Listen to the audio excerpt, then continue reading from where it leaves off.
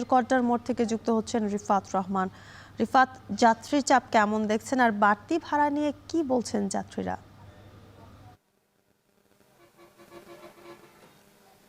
জ্যোতিকা, যেটি বলছিলেন যে টানা যে ঈদের ছুটি, সেই ঈদের ছুটি শেষে কিন্তু আবারও কর্মস্থলে ফিরছে যারা উত্তরবঙ্গের কর্মজীবী মানুষ রয়েছে।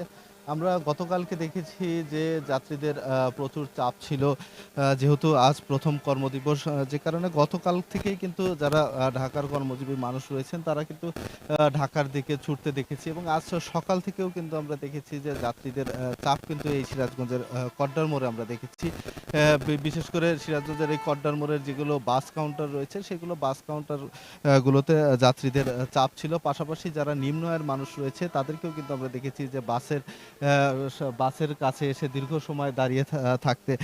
তবে আসলে যে বাড়তি ভাড়ার কথা যেটি বলছিলেন, যে গতকাল আমরা যেটি দেখেছি যে চন্দ্রা এবং কোনাবাড়ির ভাড়া ৪০০ থেকে ৫০০ টাকা পর্যন্ত যাত্রীদের কাছ থেকে আদায় করা হয়েছে। তবে আজকে আসলে পরিবহন সংখ্যা বেড়েছে, এবং যাত্রী চাপ যেহেতু গতকালের থেকে আজকে কিছুটা কম রয়েছে, সেই কারণে আসলে বাড়তি যে ভাড়া, কিছুটা বেশি ভাড়া নেওয়া হচ্ছে। কারণ ১৫০ থেকে ২০০ টাকা স্বাভাবিক সময়ে চন্দ্রা-কোনাবাড়ির ভাড়া, সেখানে আজকে আমরা দেখেছি যে ৩০০ টাকা করে কোনাবাড়ি এবং চন্দ্রার ভাড়া আদায় করছে। তবে আসলে গতকাল যে ভোগান্তিটা ছিল, বিশেষ করে গণপরিবহনের সংখ্যা গতকাল কম ছিল, সেই সুযোগটা কাজে লাগিয়ে কিন্তু বাড়তি ভাড়া আদায় করেছে। তবে আজকে সকাল থেকেই আমরা দেখেছি যে পর্যাপ্ত যাত্রীবাহী বাস কিন্তু এই কড্ডার মোড় এলাকায় রয়েছে।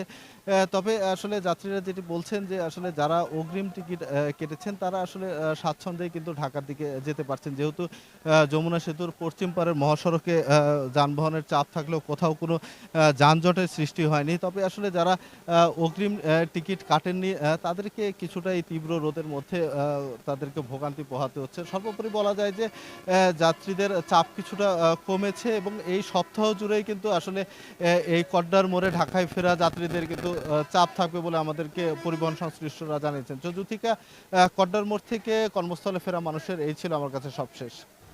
সিরাজগঞ্জ থেকে যুক্ত ছিলেন রিফাত।